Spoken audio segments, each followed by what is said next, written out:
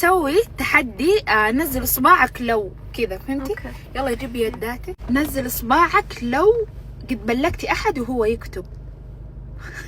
ما قد بلغت احد وهو يكتب؟ لا مرة ترى احزن على الناس حتى لو انهم اشرار، ما اقدر. أحلى شعور. واو ما قد جربته، محرومة. نزل اصبعك لو قد بكيتي من كومنت في السوشيال ميديا. ربي الحزن والله مرة لعبوم. نزل اصبعك لو غرتي على احد مالك حق تغاري عليه يعني. نزل اصبعك لو قد، ماني عارفة. نزل اصبع لو كذا في احد في السوشيال ميديا كنت تحسبيه واو المثالي وزي كذا صدمتي بشخصية الزبال. 20 صباع. اصبعك لو صرفتي مبلغ هائل على شيء ما يسوى.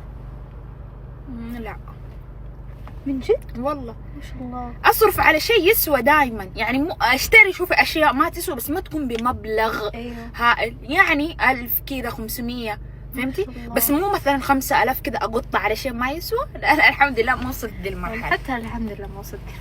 تمام دق علي. نزل اصبع لو فكرت تعتزلي من السوشيال ميديا. قد سويت اعتزال يومين. نزل اصبعك لو قد شردت من البيت. لا نزل اصبعك لو قد سرقتي سيارة من البيت. لا ما اعرف اسوق دوبي تعلمت. نزل اصبعك لو شفتي شيء المفروض انك ما تشوفيه بس انك شفتيه. حبيبي ايش كثير اشياء شفناها المفروض انه ما نشوفها يا روان. هذيك فان زيدي دحين جبت لها محتوى. نزل اصبع لو قد كرشتي على مشهور.